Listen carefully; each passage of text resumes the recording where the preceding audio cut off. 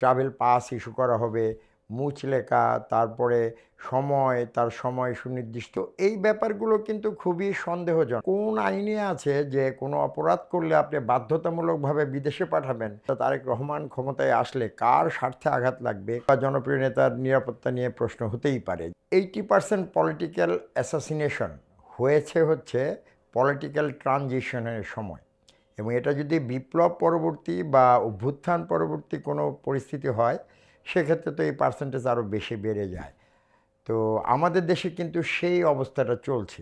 এখন দেখেন তারেক রহমান সম্পর্কে সেই ট্রাভেল পাস ইস্যু করা হবে, মুচলেকা, তারপরে তার সময় সুনির্দিষ্ট হলে পার হলে উনি নিজেই জানবেন কখন আসবেন, এই ধরনের কথা বলা হচ্ছে। আবার আইন উপদেষ্টা বলেছেন ওনার মুচলেকার সময় যদি শেষ হয়ে থাকে, ওটা কিছু বাকি আছে নাকি, সেই সময় পরে আসবেন।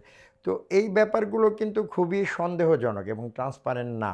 এবং আমাদের দেশের কোন আইনে আছে যে কোনো অপরাধ করলে আপনি বাধ্যতামূলকভাবে বিদেশে পাঠাবেন, মুচলেকা দিয়ে যেতে হবে, এবং একজন নাগরিক, আমি নেতার কথা বলবো না, যিনি রাজনীতি করতে পারবেন না, এটা তো গণতান্ত্রিক অধিকারের হরণ আর কি আমি বলবো। তো এইগুলো ব্যাপারগুলো কিন্তু ধোঁয়াশে এবং এগুলো কিন্তু ক্লিয়ার না। এবং যখন কোনো কিছু not transparent, so there are dangers. আরেকটা যেটা বললাম যে এই স্টেজে যখন বিভিন্ন পলিটিক্যাল পার্টি বা ক্ষমতায় যাওয়ার জন্য যখন বিভিন্ন ধরনের চক্রান্ত করে, তখন কিন্তু একটা নেতা বা জনপ্রিয় নেতার নিরাপত্তা নিয়ে প্রশ্ন হতেই পারে। বাংলাদেশ এর আভ্যন্তরীণ রাজনীতি কিন্তু রিজিওনাল এবং ইন্টারন্যাশনাল গ্লোবাল পাওয়ারদের রাজনীতি এবং তাদের স্ট্র্যাটেজিক ইন্টারেস্টে কিন্তু এখন নিয়ন্ত্রিত হয় এই গ্লোবাল ওয়ার্ল্ডে।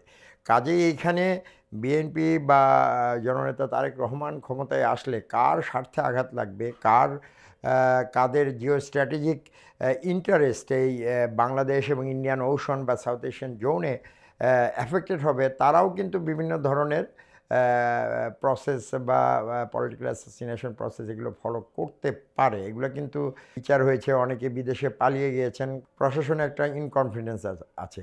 তো এই ভোলাটাইল স্টেটে একটা রাষ্ট্র যদি স্ট্রং বা স্পেশাল কোনো মিজার না নেয়, তাহলে কিন্তু তারেক রহমানের নিরাপত্তাজনিত হুমকি রয়েই যায়।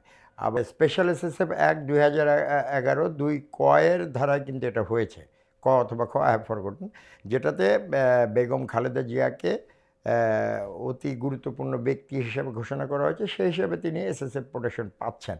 এখন তার সন্তান বা পরিবার এরা পাবেন কিনা সেটা কিন্তু প্রজ্ঞাপনের মাধ্যমে সুনির্দিষ্ট না করলে সেটা কিন্তু একটা গ্যাপ থেকে যাবে। এবং বলা হচ্ছে যে তারেক রহমান দেশে আসলে তার জন্য এসএসএফের এই প্রোটেকশনের প্রজ্ঞাপন জারি করা হবে। বাট আমি যেটা জানি সুনির্দিষ্টভাবে যেহেতু বেগম জিয়াকে করা হয়েছে, উনি পাবেন, এবং ওনারা পরিবার পাবেন কিনা সেটা আরেকটা প্রজ্ঞাপনের মাধ্যমেই করতে হবে।